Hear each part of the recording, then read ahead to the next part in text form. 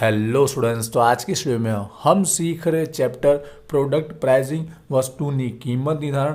आज का वीडियो दोनों मीडियम के लिए यूजफुल रहेगा। मैं दोनों मीडियम में कंप्लीट एक्सप्लेन करूंगा। ऑलरेडी चैप्टर का फर्स्ट वीडियो अपलोड हो चुका है जिसमें हमने इंपॉर्टेंट टॉपिक कवर किया था जो एग्जाम में 4 से 5 बार पूछा गया। तो रिक्वेस्ट स्टार्टिंग का फर्स्ट वीडियो जरूर देखिए। उसके बाद इस चैप्टर का जो इंपॉर्टेंट टॉपिक है आज वो हम कवर करने वाले, जहाँ पर एक ही सम्स के अंदर आपको 4 से 5 मेथड के अकॉर्डिंग कीमत प्राइसिंग फाइंड आउट करने के लिए पूछा जाता है, वो आज हम सॉल्व करेंगे, जिससे मोस्ट ऑफ ये चैप्टर आज के वीडियो से कवर हो जाएगा। जहाँ पर फुल कॉस्ट कुल पड़तर के अकॉर्डिंग, साथ में कन्वर्जन रूपांतर, फिर हमारा मार्जिनल कॉस्ट सीमांत पड़तर और हमारा रिटर्न ऑन इन्वेस्टमेंट रोकाण परिवर्तन के अकॉर्डिंग हमें कीमत प्राइसिंग फाइंड आउट करना था। इसके बेस पर आप एक इलस्ट्रेशन और एक्सेस के बहुत सारे सम सॉल्व कर पाएंगे, इसलिए आज का वीडियो बहुत ही इंपॉर्टेंट है। इस वीडियो को प्लीज एंड तक जरूर देखिए। तो चलिए स्टार्ट करते हैं। सब सम्स जो ले रहे हैं हम बुक में से ही ले रहे हैं, आपकी बुक में मिल जाएगा, आगे पीछे हो सकता है गुजराती में की बुक यूज कर लेंगे, इंग्लिश में भी लिख के मैं टोटली एक्सप्लेन करूंगा।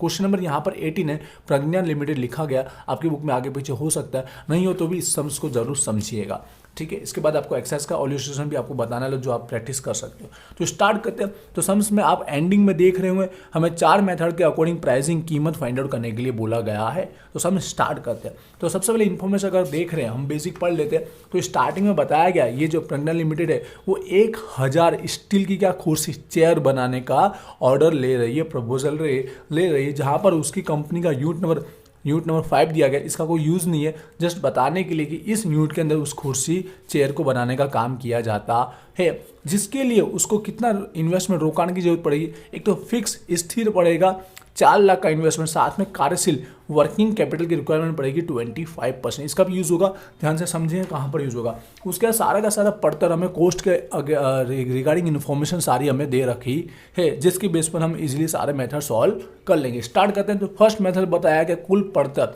Full coast. तो इसके लिए सबसे पहले आपको क्या करना है, टोटल पड़तर कुल पड़तर टोटल कॉस्ट हमें फाइंड आउट करनी ही रहेगी कि इस प्रोडक्ट को बनाने में कितना खर्चा लगता है, जो हमें इन्फॉर्मेशन में दिया गया है। तो सभी को हम क्या कर देंगे, प्लस करके टोटल कॉस्ट कुल पड़तर हम फाइंड आउट कर देंगे। तो स्टार्ट करते हैं। सबसे पहले हमारा रॉ मटेरियल से स्टार्ट हो रहा है, काचो माल। थोड़ा बहुत शॉर्टकट लिखूंगा जिससे हम फटाफट पूरा कर सके। तो यहाँ पर जो पहला इन्फॉर्मेशन है, काचो माल रॉ मटेरियल, देखेंगे कितना यूज़ होता है, 11,000 किलो यूज़ होता है, जहाँ पर 1 किलो का प्राइस कितना रुपीज़ है, 20 रुपीज़। ऑलरेडी हमें बीकॉम के अंदर भी इस टाइप का कॉस्टिंग सीख चुके हैं, इसलिए बहुत थोड़ा बहुत आपको पहले से ये आता ही रहेगा। बस हर एक मेथड में क्या क्या थोड़ा डिफरेंस है वो आपको समझना है। तो 11,000 × 20 करेंगे तो 2,20,000 का मटेरियल माल लगने वाला है। उसके बाद उसके ऊपर सीधी मजूरी, प्रत्यक्ष मजूरी, डायरेक्ट वेजिस लगेगा, जहाँ पर 1000 कलाक आवर यूज़ होने वाले, जिसमें 1 कलाक का हम कितना दे रहे हैं, 10 रुपया दे रहे हैं। तो मजूरी का खर्चा कितना बैठेगा, ये डायरेक्ट वाला है, ठीक है। मजूरी वेजिस शॉर्टकट लिखूंगा, इंग्लिश वाले समझ जाएंगे। 1000 आवर्स और 10 रुपीज़ के अकॉर्डिंग, तो यहाँ पर 10,000 का लेबर हमारा जाने वाला है। उसके बाद सारे खर्चे प्लस कर देना, ठीक है। अब चलित वेरिएबल करके दिया गया और बाद में स्थिर फिक्स करके दिया गया। पहला चलित के अंदर क्या, कारखाना फैक्ट्री का खर्चा, जिसमें 15 रुपये हम देते हैं कलाक दीठ, आवर। तो आवर तो वही 1000 कलाक का ही हम यूज़ करेंगे, तो 1000 कलाक और 15 रुपया लगेगा फैक्ट्री का, तो हमारा खर्चा बन जाएगा। ये चलित वाला है, ठीक है।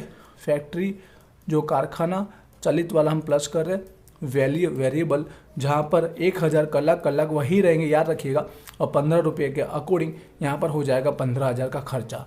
साथ में यहीं पर जो हमारा चलित वेरिएबल वेचाण वितरण है, ठीक है, सेल्स डिस्ट्रीब्यूशन, उसका खर्चा आने वाला है 20,000 का। वेचाण वितरण का खर्चा, सेल्स डिस्ट्रीब्यूशन का खर्चा कितना आएगा, 20,000 का। हम क्या करें, टोटल कॉस्ट निकालें, सारे खर्चों को प्लस करेंगे तो इजीली टोटल कॉस्ट मिल जाएगा। उसके बाद का खर्चा है स्थिर फिक्स वाला, जिसके अंदर कारखाना फैक्ट्री का कितना है, 10,000। अब प्लस कर रहे हैं हम फिक्स, जो हमारा स्थिर खर्चा लगने वाला, भले 1000 यूनिट बनाओ या कितना भी बनाओ, इतना खर्चा तो फिक्स लगने वाला ही है। इसको बोलते हैं हम फिक्स, स्थिर बोलते हैं। कारखाना जो फैक्ट्री में खर्चा फिक्स वाला है वो कितना हमारा 10,000 का है। साथ में वेचाण वितरण का भी बताया गया, सेलिंग डिस्ट्रीब्यूशन का, वेचाण वितरण का था वो शॉर्ट कोड लिखूंगा मैं, वेचाण वितरण सेलिंग डिस्ट्रीब्यूशन का 45,000। इस तरह से सारे खर्चे हमारे आ गए। तो इन खर्चों को क्या कर देना है, टोटल करना है। थोड़ी मेरी आवाज़ प्रॉब्लम लगेगी गले की प्रॉब्लम की वजह से, तो टोटल मार लेते हैं फटाफट। तो सारा टोटल मारेंगे तो आपको 3,20,000 का खर्चा मिलेगा। सारा मिला के 3,20,000 ये हमारा क्या हो जाएगा, कुल पड़तर हो जाएगा। ये टोटल हमारा कॉस्ट फाइंड आउट हो गया। Total cost. अब इसके बेस पर इजीली हम ये मेथड के अकॉर्डिंग जो बोला गया हम फाइंड आउट कर देंगे। इस कॉस्ट के बेस पर हम उसका प्राइसिंग कीमत निर्धारण करेंगे इस प्रोडक्ट का, वस्तु का। ठीक है, तो नॉर्मल है। यहाँ पर पहला जो कंडीशन बताया है, देखिए बस परसेंट चेंज होते रहेंगे, आपको सॉल्व करना बिल्कुल एक जैसा ही पूछा जाता है। पर्तर का 25% नफो प्रॉफिट होगा ऑन कॉस्ट पर। ठीक है, पहली जो कंडीशन बताया कि प्राइसिंग डिसाइड करने के लिए वो बोला गया है 25% प्रॉफिट हमको लेना है ऑन कॉस्ट पर।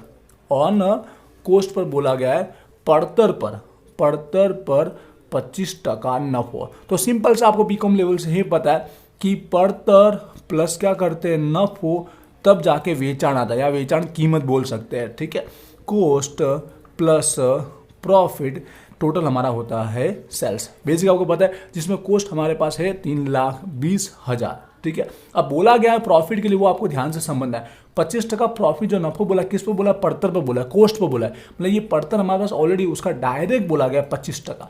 मतलब यहाँ पर सिंपल जब ऑन कॉस्ट बोला गया हो पड़तर पर, और पड़तर का हमारे पास अमाउंट है, तो उसी का 25% हमें डायरेक्ट निकाल देना रहेगा। तो 3,20,000 का 25% करेंगे तो 80,000 का क्या आएगा, प्रॉफिट आएगा। और प्रॉफिट प्लस करेंगे तो टोटल कितना बन जाएगा, 4 लाख का बन जाएगा। मतलब 4 लाख में हमको बेचना है, तो एक का कितना प्राइस होगा, तो हमको पता है टोटल कितने का है ये 1,000। टोटल कितना बना रहे हैं हम, 1,000 टेबल कुर्सी बना रहे हैं। तो एक का जो आएगा वेचाण कीमत 1,000 को डिवाइड करें तो 400 रुपये आ जाएगा। इस मेथड के अकॉर्डिंग 25% प्रॉफिट अगर कॉस्ट पर गिनेंगे पड़तर पर, तो आपको 400 रुपया नक्की करना है एक टेबल का। आई होप क्लियर हुआ। सेकंड, इसी के अंदर भी सेकंड भी कंडीशन हमें बताएगी, उसको भी सॉल्व करते हैं। एंड तक देखना, बहुत ही इजी सम से। वेचाण कीमत का बोला है, अब सेलिंग प्राइस का बोला है 33 1/3%। परसेंट ऐसा लिया जिससे आप इजीली समझ पाओ, बाकी परसेंट 20 बोला, 25 बोला, कुछ भी बोला हो सकता है। यहाँ वेचाण कीमत पे बोला है, ध्यान रखना, वेचाण कीमत सेलिंग पर बोला है, यहाँ पर पड़तर कॉस्ट पर बोला था। दोनों में इतना ही डिफरेंस है जो हम बीकॉम लेवल पर सीख चुके हैं। बार बार मैं बीकॉम की इसलिए याद दिलाऊं क्योंकि ये सब हम कर चुके हैं कॉस्ट अकाउंट के अंदर। वेचाण कीमत का 33 1/3 मतलब उसको डिवाइड कीजिए तो 33 निकलेगा। ठीक है, 1/3 को आप डिवाइड करोगे पॉइंट में 0.33 निकलेगा एंड तक। ठीक है, तो 33.33% बोला जाता है वेचाण कीमत पर। सेलिंग प्राइस पर निकालना है, सेलिंग प्राइस पर 33.33% है। तो यही कॉन्सेप्ट, यही इक्वेशन सेट बैठेगा। ठीक है, वही हमारा पड़तर प्लस करेंगे नफो, तब जाके आएगा हमारा वेचाण। कॉस्ट प्लस प्रॉफिट और होगा सेल्स। जस्ट नफो का रेट चेंज हो गया। पड़तर हमारा वही 3,20,000, जो हमें प्रॉफिट है वो 33.33% है। बट किसका है, याद रखना, वेचाण पर। वेचाण पर सेल्स पर बोला गया, वेचाण पर सेल्स में मतलब इसका बोला गया। अब इसकी अमाउंट तो हमारे पास है ही नहीं, तो हमें एज्यूम करना पड़ेगा। ध्यान से समझना, इस बार डायरेक्ट नहीं निकलेगा इसकी तरह। कॉस्ट पे बोला तो डायरेक्ट निकल आता है, पर वेचाण पे बोला तो माना कि वेचाण बराबर 100 होगा, माना कि वेचाण सेल्स बराबर 100 होगा, जिसमें प्रॉफिट 33.33, तो कॉस्ट कितना बचा, तो माइनस होगा क्योंकि ये दोनों प्लस करके ये आता है। तो 100 में से माइनस करेंगे तो 66.666 समझिएगा, 66 समझिएगा। ठीक है, एंड तक कैलसी में। तो अब कैसे निकलेगा, तो ऑटोमेटिक हमारा 3,20,000 के सामने आ चुका है। तो 66.66 पर 3,20,000 है, तो 33.33 पर कितना, फिर से समझिएगा, ये 66 एंड तक समझिएगा, कैलसी में एंड डिजिट तक आपको करना रहेगा। तो 33.33% पर कितना, तो इसका इंटू करेंगे और इसका डिवाइड करेंगे, समझ गए। तो इंटू में 33.33, कैलसी में एंड तक करना है, डिवाइड में 66.66 का आपको करना है। 3,20,000 इंटू में 33.33, एंड में कैलसी में डिजिट जहाँ तक आए वहाँ तक, और डिवाइड में 66.66 एंड तक करना है। तो आपको एग्जैक्ट राउंड फिगर आपको मिल जाएगा 1,60,000। आई होप क्लियर हुआ होगा। मतलब समझा सकते हो कि यहाँ से कट हो रहा है, 2 टाइम हो रहा है तो आधा हो जाएगा, शॉर्टकट ऐसी बात है।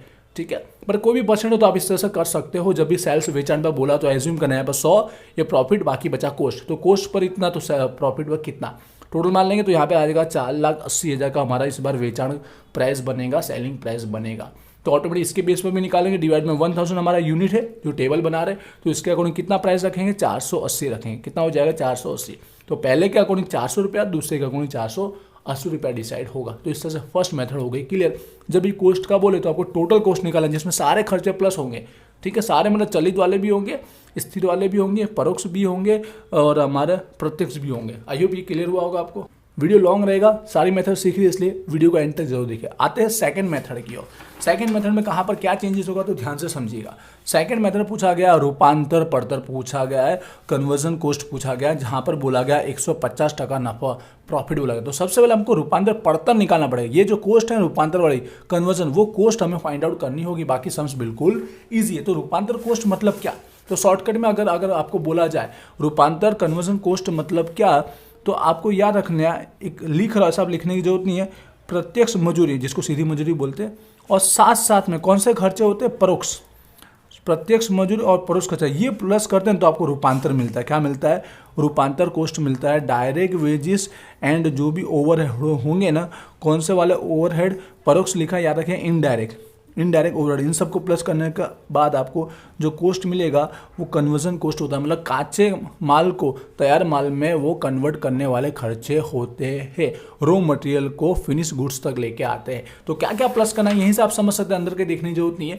तो एक डायरेक्ट वाला वेजेस, ये मजूरी, वो प्लस करना है, प्लस फैक्ट्री के दो खर्चे, ये हमारे परोक्ष होते हैं, ये परोक्ष खर्चे होते हैं। उसके बाद हमारा प्रत्यक्ष की कैटेगरी आता है, डायरेक्ट की कैटेगरी आता है, इसलिए हमको इस खर्चे में रूपांतर में ऑलवेज याद रखिएगा, वेजेस जो मजूरी वो आपको प्लस करना है। डायरेक्ट यहाँ पर अमाउंट लिख दूंगा तो भी चलेगा, ठीक है।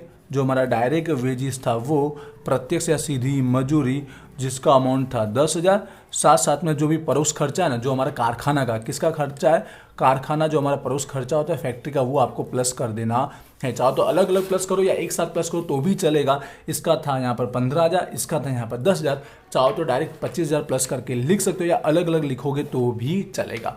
तो टोटल हमारा रूपांतर का पड़तर आया 35,000, इसको बोलते हैं रूपांतर पड़तर।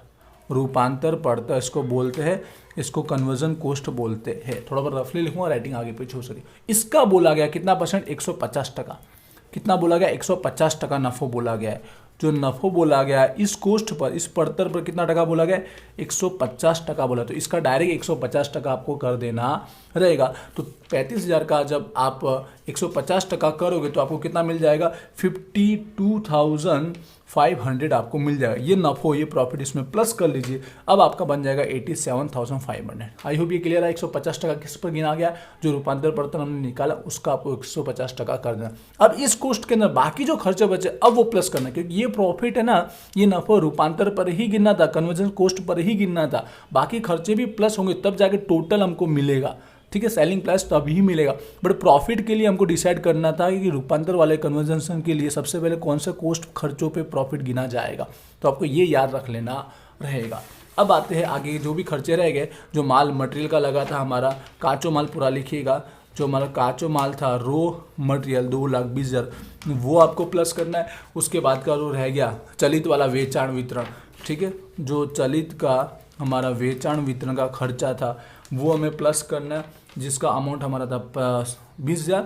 साथ में फिक्स स्थिर वाला वेचाण वितरण कितना, 65,000, दोनों आपको प्लस करना है, 20,000 और 45,000 जो हमारा स्थिर वाला था, स्थिर वेचाण वितरण। सारे खर्चे प्लस होंगे जरूर, पर ये बाद में होंगे, ठीक है। प्रॉफिट वो प्लस करने के बाद होंगे। तो इस प्रॉफिट प्लस करने के बाद के अमाउंट में आप ये तीनों खर्चे प्लस कर देंगे तो 3,72,500 का टोटल खर्चा अब मिलेगा। ये हमारा सेलिंग प्राइस बनेगा, ठीक है। टोटल सेलिंग हमें वेचाण कीमत हमें मिल गई, जिसमें डिवाइड कर देंगे यूनिट का 1,000 तो ऑटोमेटिक उसका प्राइसिंग निकल के आएगा 372.55 के आगे जीरो लिखो ना लिखो एक ही बात है। आई होप ये आपको समझ में आएगा। इतना याद रखना है कि रूपांतर कन्वर्जन में आपको कौन कौन से कॉस्ट लेने हैं, एक तो सीधी मजूरी या प्रत्यक्ष मजूरी, डायरेक्ट वेजेस लेना या लेबर, और साथ साथ में जो परोक्ष खर्चा होता है जो फैक्ट्री वाला होता है वो परोक्ष कैटेगरी में आता है, हमारा इनडायरेक्ट में आता है। तो कारखाना वाला फैक्ट्री वाला आपको प्लस कर देना है। फिर उसके बाद आपको प्रॉफिट प्लस करना है। उसके बाद जो मिले उसके अंदर बाकी सारे खर्चे डायरेक्ट आपको प्लस कर देने हैं, जो रहे हुए खर्चे वो प्लस कर देना है। इस तरह से हमको टोटल मिल जाएगा। फिर उसके बाद डिवाइड करके उसकी हमारी पर यूनिट हमको प्राइस मिल जाएगा। आई होप ये क्लियर हुआ। आते आते थर्ड टॉपिक पर। थर्ड टॉपिक हमारा मार्जिनल कॉस्ट, ठीक है, सीमांत। मार्जिनल कॉस्ट हमको कौन से खर्चे माने जाते हैं, जो हमारे चलित खर्चे होते हैं ना वो हमारे मार्जिनल होते हैं। मार्जिनल का मीनिंग भी यही होता है, चलित जो हमारा वेरिएबल खर्चे होते वो सारे आपको प्लस कर देना है। जिसमें वेरिएबल में क्या क्या आता है, फिर से फर्स्ट यही आपको याद रखना है, यहीं से आपको समझ में आ जाएगा। ये जो रहता है हमारा, ठीक है, माल सामान मजूरी, ये जो रहता है परोक्ष खर्चा, ये हमारा सब चलित वाला रहता है। उसका चलित कैटेगरी में दोनों दिए गए। स्थिर के अलावा फिक्स के अलावा जो भी खर्चे सब हमारे क्या होते हैं, चलित वेरिएबल होते हैं। तो यहाँ तक हमें प्लस कर देना है। ये सारे खर्चे लिए जाएंगे सीमांत के अंदर, मार्जिनल के अंदर। ठीक है, तो स्टार्ट करते हैं। पहला हमारा काचो माल, ठीक है, रॉ मटेरियल जिसका था 2,20,000। फिर हमारा जो डायरेक्ट वेजेस था, सीधी मजूरी जिसका खर्चा था हमारा 10,000। उसके बाद चलित कैटेगरी में जो दिए गए थे खर्चे वेरिएबल वो प्लस कर देना है, जिसमें हमारा एक था कारखाना का खर्चा, कारखाना फैक्ट्री का खर्चा, दूसरा था वेचाण वितरण सेलिंग डिस्ट्रीब्यूशन का खर्चा जो यहाँ पर था 15,000 और यहाँ पर था 20,000। डायरेक्ट अमाउंट लिख दिया, आपको पता चल गया होगा। इसके लिए आई होप ये क्लियर हुआ। अब चारों के चार को क्या करना है, आपको प्लस कर देना है, तो 2,65,000 मिलेगा। ये हमारा बनता है सीमांत पड़ता है। इसको क्या बोलते हैं, सीमांत पड़ता बोलते हैं फिक्स से पहले, स्थिर के पहले का खर्चा, मार्जिनल कॉस्ट। आपको बस ये याद रखना है किस समय कितना कौन से खर्चे प्लस किए जाए। कुल पड़ता रहेगा टोटल को, उसमें सारे आते हैं। ठीक है, बाकी रूपांतर इसमें सारे के सारे आते हैं। रूपांतर कन्वर्जेशन में कौन सा सबसे पहले आता है, उसके ऊपर नफो गिनते हो, आपको ध्यान रखना है। सीमांत के अंदर किसके ऊपर गिनते हो, आपको याद रखना। ये निकल गया, ये हमारा सीमांत पढ़ते मार्जिनल कॉस्ट निकल गया। अब हम टॉपिक पढ़ते क्या बोला गया है वो। तो बोला गया नफा जत्था, जो बोला गया प्रॉफिट वॉल्यूम, जिसको गुजराती में पीवी भी लिखा हो सकता है, वो है 40%। तो शॉर्टकट से हमारा सॉल्व हो जाएगा। जो पीवी गुणोत्तर बोला गया है, नफा जत्था को इंग्लिश में पीवी बोलते हैं, गुजराती में लिखा होता है, वो 40% है। तो ऑटोमेटिक समझ जाना, ये 40% ना, तो बाकी बचा सीमांत पड़ता बनेगा। बाकी जो बचा वो सीमांत पड़ जब मार्जिनल कॉस्ट बनता है, तो बाकी कितना बचा 60%। समझ गए, ये 40 है तो बाकी बचा 60, ये 30 होगा तो ये 70, ये 50 होगा तो ये 50। आपको समझ है, टोटल 100 कर देना है। तो इसकी प्राइस हमारे पास ऑलरेडी आ चुकी है। तो 60 के ऊपर कितना है, 2,65,000। 60 पे कितना है, 2,65,000 है। हमको सेल्स निकालना है। क्या निकालना है, वेचाण। वेचाण क्या होता है, टोटल होता है। टोटल होता है, क्या होता है, वेचाण हमारा क्या होता है, टोटल होता है 100। वेचाण सेलिंग कितना होगा, 100। तो 100 पे कितना, समझ गए, ये किस तरह से जोड़ा और ये कितना परसेंट पे आया। ये 40 दिया तो बाकी बचा 60। 60 पे इतना तो 100 पे कितना, तो 2,65,000 इंटू में 100 डिवाइड में 60 करेंगे, ऑटोमेटिक 4,61,000। पॉइंट में आ रहा है 66, तो आप बढ़ा सकते हो एक डिजिट। ठीक है, ये हमारा टोटल वेचाण सेलिंग हमारा आ जाएगा, जिसमें डिवाइड करेंगे 1,000 यूनिट का, तो पर यूनिट आ जाएगा 441.67 हमारा आ जाएगा। ये हमारा यहाँ पर थर्ड मेथड के अकॉर्डिंग उसका प्राइसिंग डिसाइड होगा। आई होप यहाँ पर भी आपको कौन से खर्चा प्लस किए और कैसे निकाला वो समझ में आया होगा। एक दो बार समझ में तो अगेन जरूर देख सकते हैं, थोड़ा बहुत मैंने स्पीड में कहीं पे समझाया हो सकता है। आते हैं चौथी और फाइनल मेथड की ओर। चौथी और फाइनल वो हमारा रिटर्न ऑन इन्वेस्टमेंट, रोकाण पर वળતર। ठीक है, जहाँ पर बोला गया रोकायली मूडी जो हमने इन्वेस्टमेंट किया, कैपिटल एम्प्लॉयड, उसका 20% हमको वળતર रिटर्न मिलना चाहिए। उसके अकॉर्डिंग हमको प्राइस डिसाइड करना है। तो कैसे निकलेगा, तो ध्यान से अब ये समझिएगा। तो सबसे पहले हमें क्या फाइंड आउट करना है, इस टाइप की मेथड के अंदर सबसे पहले रोकायली मूडी फाइंड आउट कीजिए कि एक्चुअल में हमने कितना इन्वेस्टमेंट किया है। वो हमारा रोकायली मूडी बनता है, कैपिटल एम्प्लॉयड बनता है। क्या ये सब वर्ड से आप पहले से बीकॉम लेवल पर वाकिफ होंगे। तो इन्वेस्टमेंट हमने दो तरह का किया है, एक तो स्थिर इन्वेस्टमेंट किया, स्थिर रोकाण किया, साथ में कार्यशील मूडी। साथ में क्या था, कार्यशील मूडी, वर्किंग कैपिटल। जैसे जैसे रिक्वायरमेंट होगी वैसे वर्किंग कैपिटल भी यूज़ किया। बिजनेस में दो तरह का ही इन्वेस्टमेंट होता है, एक तो फिक्स्ड और एक होता है वर्किंग कैपिटल। तो दोनों को हम फाइंड आउट कर देते तो हमको समझ में पहले से फिक्स रोकाण दिया गया है।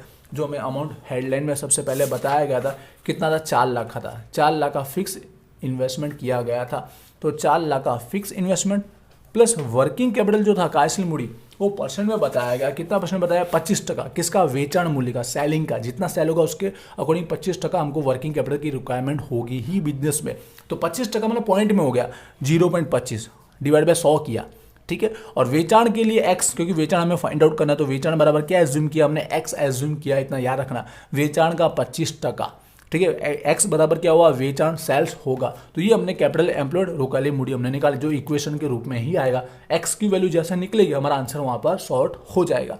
दूसरी बात करते हैं नफों की। क्या बात करते हैं, प्रॉफिट। तो हमको बताया गया रोकायली मूडी का कितना टका प्रॉफिट हम एक्सपेक्ट करते हैं, 20% प्रॉफिट तो हमको होना ही चाहिए। जो भी इन्वेस्ट किया है हमने उसका 20% वળતર रिटर्न हमको मिलना चाहिए। तो इसका 20%, कितना का 20% समझ गए। ये जो इन्वेस्टमेंट है, अगर डायरेक्ट लिख दूंगा तो भी समझ जाएंगे। ये जो इन्वेस्टमेंट है 4 लाख प्लस 25% जो होगा उसका 20%, उसका कितना टका, 20% प्रॉफिट होगा। तो इसको भी सॉल्व कर लेते 20%। ठीक है, दोनों से मल्टीप्लिकेशन करना है, तो 4 लाख इंटू 20% करोगे तो यहाँ पर 80,000 आएगा। प्लस जीवन 25 का 20% आप कीजिए, जीवन 25 का कैल्सियम 20% कीजिए तो 0.05 आएगा, और एक्स ऐसा का ऐसा। ये हमारा प्रॉफिट हुआ। क्लियर हुआ कि नहीं हुआ आपको यहाँ तक दोनों चीज़, ये रोकान इन्वेस्टमेंट कैसे निकला और इसका 20% हमारा प्रॉफिट। अब हमारा एक्चुअल वेचान निकलेगा, सेल निकलेगा कि सेल्स के लिए कंडीशन जो चाहिए थी वो हमारी फुलफिल हो चुकी है। तो पड़तर जो कॉस्ट होता है वो प्लस नफो, वही मैं इक्वेशन ऐसे नहीं लिख रहा हूँ बल्कि ऐसे लिख रहा हूँ, बात एक ही है, आप समझ जाओगे इसके लिए, ठीक है। तो मतलब जो कॉस्ट प्लस प्रॉफिट, तो सेल्स क्या है, तो सेल्स हमने एक्स एज्यूम किया, क्या एज्यूम किया, एक्स, जो हमें फाइंड आउट हो जाएगा। पड़तर कोस्ट कितना था, सबसे पहले स्टार्टिंग का फर्स्ट देख लिया, सारा का सारा खर्चा जो प्लस किया था, कोस्ट हमारा कितना लगा है 3,20,000 का कुल पड़तर, सारे सभी तरह के खर्चे प्लस करके। तो ये हमारा कोस्ट पड़तर 3,20,000 होगा, प्लस नफो इस कंडीशन के अकॉर्डिंग 20% हमको प्रॉफिट मिलना चाहिए। तो नफो कितना है हमारा 80,000 प्लस 0.05x, 80,000 प्लस 0.05x। अब इसको सॉल्व करते हैं, हमारा x की वैल्यू आ गई, वो x हमारा क्या बनेगा, वेचान सेल्स कहलाएगा। सिंपल सी बात है, यहाँ पे प्लस हो जाएगा, कितना हो जाएगा 4 लाख हो जाएगा, ठीक है। अब यहाँ पे आगे कुछ नहीं, एक होता है और यहाँ 0.5 है, 0.05, तो सबसे बड़ी x जहाँ पर हो उसको वहीं रखने का, छोटे वाले को उसके पास ले जाना रहेगा। तो ये x यहीं पर है, ये प्लस का स्टार्ट क्या आएगा, माइनस में 0.05x हो जाएगा। क्लियर हुआ। यहाँ पे कुछ नहीं तो एक होता ना, एक में से 0.05 माइनस करोगे तो 0.95 मिलेगा, 0.95x मिलेगा, और यहाँ पे टोटल हो गया 4 लाख, और x का यहाँ पर x यहाँ का ऐसा का ऐसा, x के आगे जो वैल्यू है वो यहाँ पर क्या आ जाएगी, इनटू का डिवाइड में आ जाएगा। तो x इक्वल 4 लाख डिवाइड 0.95, तो हमको x इक्वल डायरेक्ट हमको पॉइंट में भी मिल सकता है, तो राउंड फिगर जरूर कीजिएगा, 4,21,000 यहाँ पर 053, 4,21,000 हमारा 53 हो जाएगा। ये टोटल सेल्स वेचान हमारा बनेगा, जिसमें हम डिवाइड करेंगे 1000 यूनिट का, जिससे पर यूनिट का हमको प्राइसिंग डिसाइड हो जाएगा 421.05। ये हो गया प्राइसिंग डिसाइड, कीमत हमारा निर्धारण हो चुका है इस मेथड के अकॉर्डिंग। थोड़ा बहुत अगेन समझिएगा, कहीं पे मैं स्कूल में समझाया हो, कहीं पे इक्वेशन में समझ ना हो तो ठीक है। बाकी रोकल मुड़ी कैपिटल एम्प्लॉयड फाइंड आउट करना, उसी के बेस पर प्रॉफिट बनेगा। फिर सेल्स के लिए वही हमारा इक्वेशन, और उसको सॉल्व करते एक्स मिलेगा, वो हमारा वेचान सेल्स बन जाएगा। तो यहाँ पर ये मेथड हुई कंप्लीट, और 4 मेथड ही हमसे पूछी जाती है मोस्ट ऑब्वियसली, 4 मेथड को हमने अच्छे से समझा। हो सके तो एक बार अगेन देखिएगा, मैं सेम टू सेम आपको इल्यूस्ट्रेशन एग्जांपल बता देना चाहूँगा, क्योंकि उसी की अमाउंट के साथ मैंने सम सॉल्व किया हुआ है, बिल्कुल सेम जैसे मैंने हर एक वीडियो में आपको कहा होगा। इस चैप्टर में अगर तैयार करना है तो एग्जाम्पल नंबर 6 तैयार करना, जिसका फर्स्ट वीडियो हमने सीख लिया। उसके बाद मैंने जो कहा था एग्जाम्पल नंबर इल्यूस्ट्रेशन नंबर 9 सॉल्व करना, जो आज मैंने आपको कंप्लीट सिखाया, तो ये वाला सॉल्व जरूर कर लीजिएगा अच्छे से, आपको इजीली अब आ जाएगा। परसेंट भले चेंज किए गए बट आप सॉल्व कर लोगे चारों मेथड के अकॉर्डिंग, और सेम टू सेम आपको एक्सरसाइज के अंदर सम्स मिलेंगे, ऐसे कैसे सम्स मिलेंगे वो सॉल्व कीजिए, तो ऑटोमेटिक आपको ये सम्स और अच्छे से बेटर आ जाएगा, ठीक है।